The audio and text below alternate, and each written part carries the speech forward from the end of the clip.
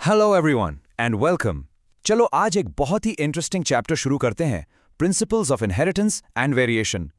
कभी सोचा है कि आप अपने पेरेंट्स जैसे क्यों दिखते हैं पर उनकी एग्जैक्ट कॉपी नहीं हो? ये पूरा चैप्टर एक डिटेक्टिव स्टोरी जैसा है और हम इस मिस्ट्री के सारे क्लूज को एक एक करके अनकवर करेंगे। तो आर यू रेडी? चलिए इन्वेस्टिगेशन शुरू करते हैं। यही वो सवाल है जिससे आपकी एनसीईआरटी बुक शुरू होती है। एक हाथी हमेशा एक बेबी एलिफेंट को ही जन्म क्यों देता है? या आम के पेड़ से आम ही क्यों मिलता है, कोई और फल क्यों नहीं? और सबसे बड़ा सवाल, अगर हम अपने पेरेंट्स से मिलते जुलते हैं तो उनकी बिल्कुल कार्बन कॉपी क्यों नहीं है? इन सारे सवालों के जवाब बायोलॉजी की एक सुपर फैसिनेटिंग ब्रांच में छुपे हैं जिसे कहते हैं जेनेटिक्स। तो हमारी इन्वेस्टिगेशन का सबसे पहला क्लू है इनहेरिटेंस। बहुत सिंपल सा कॉन्सेप्ट है। ये बस वो प्रोसेस है जिससे कैरेक्टर्स यानी आपके ट्रेट्स पेरेंट्स से बच्चों में पास ऑन होते हैं। फॉर एग्जाम्पल, आपकी आंखों का रंग, आपके बालों का टाइप, ये सब आपको अपने पेरेंट्स से मिला है। you've inherited them। और इसी प्रोसेस को हम हेरिडिटी कहते हैं। और अब आते हैं दूसरे क्लू पर, वेरिएशन। आप और आपके भाई या बहन एक जैसे तो दिखते होंगे पर बिल्कुल आइडेंटिकल तो नहीं हो ना, राइट? ये जो छोटे छोटे डिफरेंसेस हैं, ना सिर्फ आप में और आपके सिबलिंग्स में बल्कि आप में और आपके पेरेंट्स में भी, इसी को हम वेरिएशन कहते हैं। तो जेनेटिक्स इन्हीं दो चीजों की पढ़ाई है, सिमिलैरिटीज यानी इनहेरिटेंस और डिफरेंसेस यानी वेरिएशन। यह है आज का हमारा गेम प्लान। हम देखेंगे कि जेनेटिक्स की शुरुआत कैसे हुई, फिर मिलेंगे हमारे लीड डिटेक्टिव ग्रेगोर मेंडल से। उनके पहले केस को हम डिटेल में समझेंगे, उनकी फाइंडिंग्स को डीकोड करेंगे और उनके स्पेशल टूल्स जैसे पनेट स्क्वायर और टेस्ट क्रॉस को यूज करना सीखेंगे। और एंड में एक क्विक सा रिकैप करेंगे। So let's get started. तो चलो मिलते हैं इस कहानी के मेन हीरो से, वो इंसान जिन्होंने इनहेरिटेंस के कोड को क्रैक किया, ग्रेगर मेंडल। इन्हें फादर ऑफ जेनेटिक्स कहते हैं और ऐसा इसलिए क्योंकि वो पहले डिटेक्टिव थे जिन्होंने अकेले ही इस सदियों पुरानी बायोलॉजिकल मिस्ट्री को सॉल्व कर दिया था। अंटीनो 18वीं सेंचुरी के मिड तक किसी को आबी से नहीं पता था कि ट्रेट्स आगे कैसे जाते हैं। फिर आए मेंडल।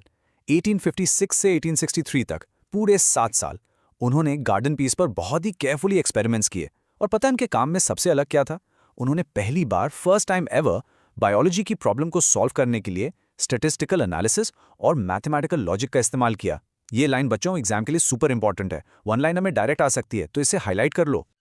अब आप सोच रहे होंगे इतने सारे प्लांट्स में से मटर ही क्यों, पाइजम सैटिवम ही क्यों चुना?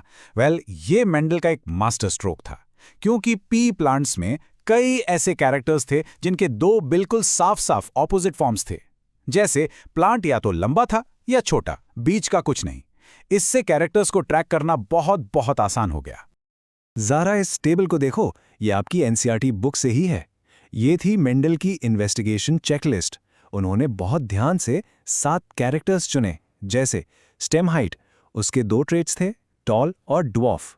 सीड शेप के लिए 2 ट्रेट्स थे, राउंड और रिंकल्ड। ऐसे ही टोटल 7 कैरेक्टर्स और उनके 14 कॉन्ट्रास्टिंग ट्रेट्स उन्होंने सेलेक्ट किए।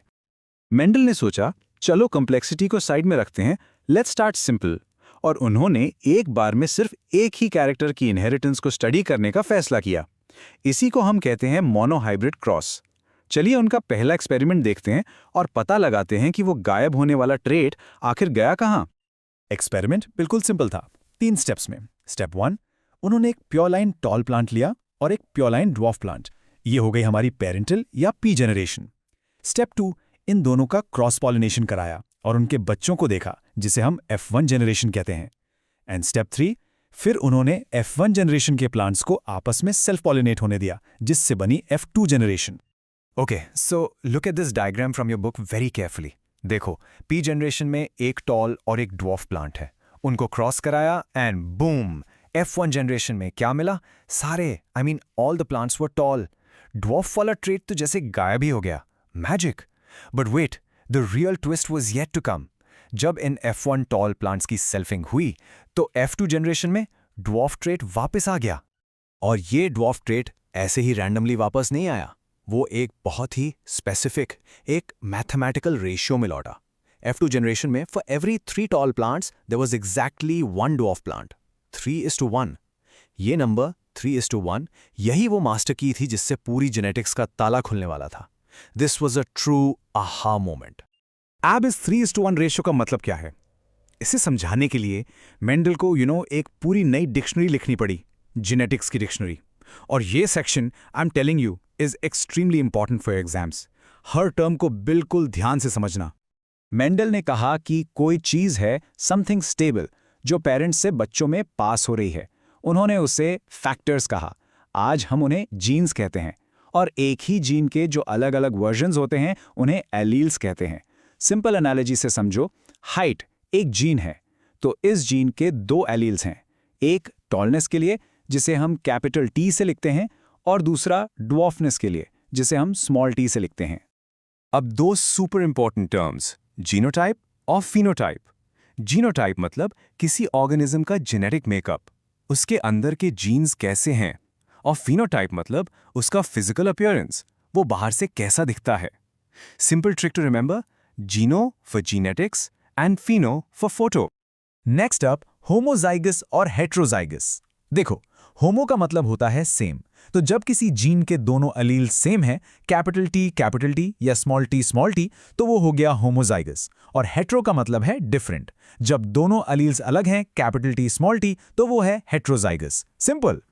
तो अब हम F1 जनरेशन की उस मिस्ट्री को सॉल्व कर सकते हैं। सारे प्लांट्स टॉल क्यों थे? The answer lies in the principle of dominance. Mendel ने कहा कि जब दो अलग अलग एलील्स साथ में आते हैं, जैसे टी में, तो एक बॉस बन जाता है, वो डोमिनेट करता है। यहाँ कैपिटल टी बॉस है, उसने स्मॉल टी के इफेक्ट को छुपा दिया, मास्क कर दिया, इसीलिए टी जीनोटाइप वाला प्लांट भी टॉल ही दिखा। ओके, सो मेंडल ने तो कॉन्सेप्ट्स दे दिए। अब इन कॉन्सेप्ट्स को यूज करके जेनेटिसिस्ट ने कुछ ऑसम टूल्स बनाए, जिससे हम क्रॉस के रिजल्ट्स को प्रिडिक्ट कर सकते हैं, कंफर्म कर सकते हैं, sort of like a detective skit. चलो इन टूल्स को देखते हैं। So, the big question is, can we actually predict the future? मतलब एक क्रॉस के बच्चे कैसे होंगे, उनकी क्या जीनोटाइप्स और फिनोटाइप्स होंगे, क्या हम ये सब पहले से बता सकते हैं? And the answer is, yes we can. और इसका जवाब है पनेट स्क्वायर। ये एक ग्राफिकल रिप्रेजेंटेशन है जिसे रेजिनाल्ड सी पनेट ने बनाया था। चलो देखते हैं ये काम कैसे करता है।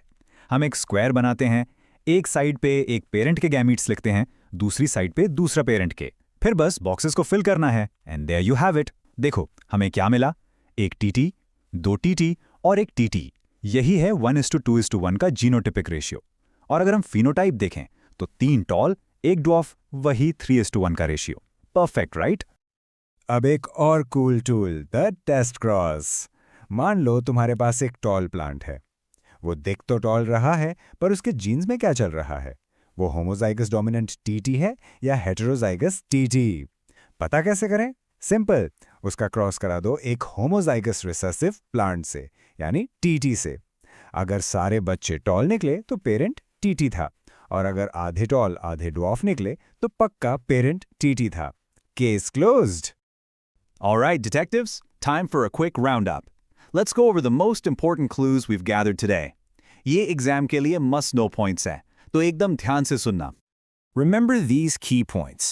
1. Gregor Mendel is the father of genetics. 2. Monohybrid cross मतलब एक जीन की study. 3. F2 phenotypic ratio, star mark this, is 3:1. 4. F2 genotypic ratio, double star mark this, is 1:1. And finally, a test cross helps us find the hidden genotype of an organism showing the dominant trait.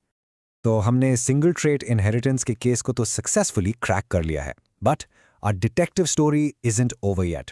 असली challenge अब शुरू होगा, जब हम एक साथ दो characters को ट्रैक करने की कोशिश करेंगे। तब क्या होगा? Things are about to get a lot more interesting. Find out in our next part. Make sure you read ahead. Boards में अब सिर्फ 30 डेज बचे हैं और टेंशन लेवल हाई है? डोंट वरी, क्योंकि ऐप प्रिपरेशन होगी स्मार्ट, हार्ड नहीं। हम लेकर आए हैं आपके लिए अल्टीमेट साइंस क्वेश्चन बैंक, जो डिजाइन किया गया है स्पेशली आपके लास्ट मिनट रिवीजन के लिए। इस एक पैक में आपको मिलेंगे फिजिक्स, केमिस्ट्री, मैथ्स और बायोलॉजी के टोटल 50 चैप्टर्स। हर चैप्टर से हमने सिलेक्ट किए हैं 50 मोस्ट इंपॉर्टेंट क्वेश्चंस। सिर्फ वही सवाल जो एग्जाम्स में बार बार पूछे जाते हैं। फोकस करिए सिर्फ रेलेवेंट कंटेंट पर और अपनी प्रेप को दीजिए एक विनिंग एज। ये पूरा बंडल आपको मिल रहा है सिर्फ और सिर्फ 50 रुपए में। टाइम कम है और सिलेबस ज्यादा। नीचे दिए गए लिंक पर क्लिक कीजिए और अपनी डिजिटल कॉपी अभी ग्रैब कीजिए। चलिए स्टेप बाय स्टेप समझते हैं। सबसे पहले अपने फोन के किसी भी ब्राउजर में जाएं और टाइप करें ellipse.co.in का लिंक। वेबसाइट खुलते ही ऊपर आपको इंस्टॉल नाउ का बटन दिखेगा, बस उस पर क्लिक कर दीजिए। अब एक पॉपअप आएगा, यहाँ फिर से इंस्टॉल पर टैप करें। कुछ ही सेकंड्स में एलिप्स ऐप आपके फ़ोन में इंस्टॉल हो जाएगा। ऐप मेन्यू में जाकर ऐप ओपन करें और अपनी बेसिक डिटेल्स भरकर साइन अप या लॉगिन कर लें। लॉगिन करते ही आप ऐप के होम पेज पर पहुंच जाएंगे।